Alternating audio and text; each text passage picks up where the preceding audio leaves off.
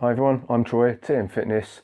Let's talk about managing exercise intensity. Right, I'm going to try and keep this as brief as I can, but this is really important information. If you want to get the most out of your workouts, you really need to know the intensity that you're working at in order to achieve the desired adaptations. So we've got a few markers here. We've got V02max, HR max, which is heart rate, maximum heart rate, LTHR and FTP, which is lactate threshold heart rate or functional threshold power, RPE, which stands for rate of perceived exertion, 1 rep max and rep max. So let's break that down a little bit. So VO2 max, basically it's your maximum oxygen capacity. There are some tests that you can do in the gym with a heart rate monitor and a treadmill that are quite tough that can kind of predict your VO2 max, but they're not particularly accurate. To get that, you really need to go to a performance lab. You would work on a percentage of your maximum VO2 max.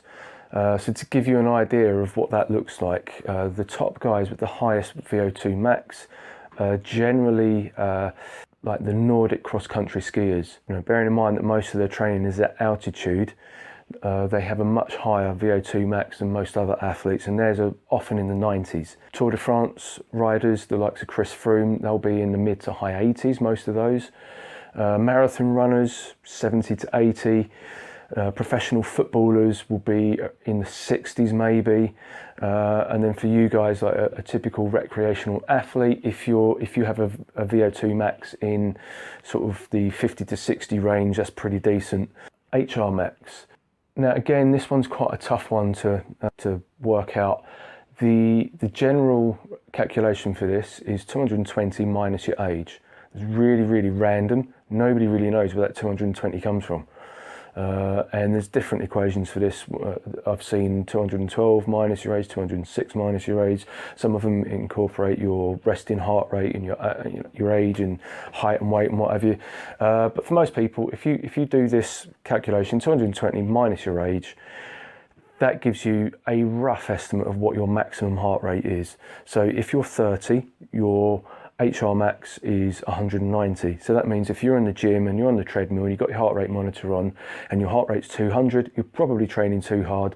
Reel it down a little bit, otherwise you're going to do yourself some harm. LTHR and FTP, so the lactate threshold heart rate and FTP, kind of the same sort of measurement. FTP is using a power meter. So functional threshold power is a power meter on a bike, so it's very specific to cycling. LTHR can be used for runners as well as cyclists.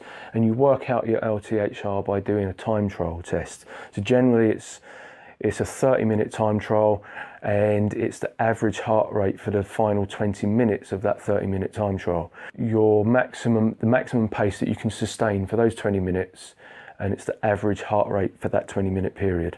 Rate of perceived exertion is a pretty good one, but you have to have a pretty good understanding of kind of your physical limitations. But essentially that is, literally your perception of how hard you're working. Then you've got 1 rep max, so it's literally like the most amount of weight you can lift in a given lift. And that would usually be your deadlift, your squat, your bench press, your overhead press, etc. Then what I always would do is go with 90% of that number. Why 90%? Because you're looking to not exceed yourself every time. You don't want to be taxing that central nervous system too much, so always leave a little bit in the tank. If your 1 rep max for bench press, your maximum lift for bench press is 100 kilos, your 1 rep max is 90 kilos. And then you work out a percentage of that for each zone that you're training in. So if you're aiming for 12 reps, you might say 70% of your 1 RM. And then you've got rep max, which is kind of similar, but you don't worry so much about what your maximal lift is.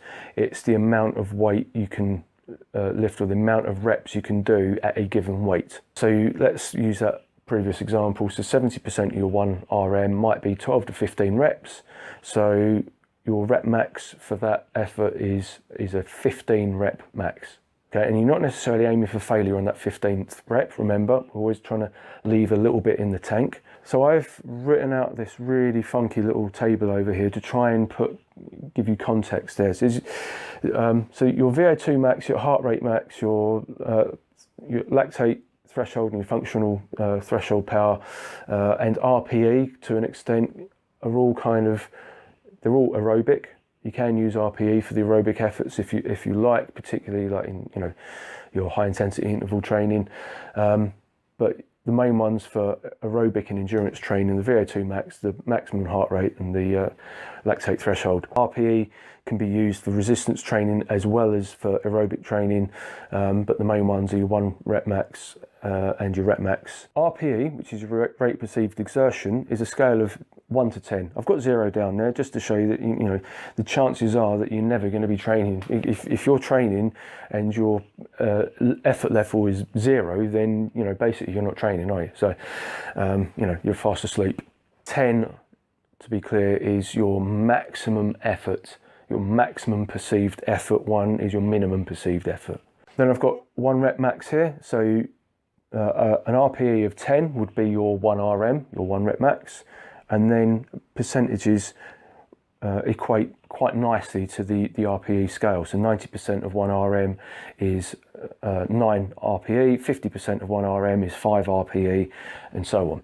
Okay, then this gets a little bit more complicated with the training zones.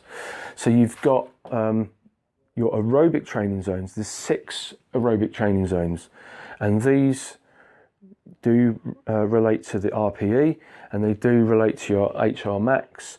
But to work these out, you would generally use your lactate threshold heart rate or your functional threshold power. So zone 1 is 50 to 60% of heart rate max. This is a warm-up effort. 0 to 1 RPE. You're just starting to get the heart rate going. Zone 2, this is commonly referred to as the base zone. So this is this is a recovery effort. 60 to 70% of heart rate max, and RPE of 2 to 3.5. This is a talking pace. So if you're on the bike, you're out with your mate, you can have a chat, and you might be out for 4 or 5 hours, and it's a fairly easy effort. This is quite an important one, because if you don't have a good base, a good zone 2 base, then you won't recover as quickly from the harder efforts, and the harder efforts will be harder. So the higher your base level is, the higher those harder efforts are, and the quicker you recover, because you've got a better foundation. Then you've got zone 3. This is often referred to as tempo. So this is 70 to 80% of HR max. It's still an aerobic effort. Aerobic means with oxygen, so you're still oxidizing a fair amount of fat during this period. And that would be an RPE of around 4 to 5. Then you've got zone 4, which is referred to as threshold, and that's an 80 to 90% of your HR max. So this is now anaerobic, without oxygen. So this is the glycolytic zone. So you're not going to be riding hard for long periods of time in zone 4. You may be able to sustain zone 3 for fairly long efforts, because it's still an aerobic level of intensity. The longer you can sustain that for is determined by how well established your base is. Threshold, zone 4, is much harder effort. Between zone 4 and zone 3 is known as the sweet spot. So if you think that's around 85%, so that's kind of on the border between aerobic and anaerobic for a lot of more conditioned athletes. And that's generally regarded as kind of race pace.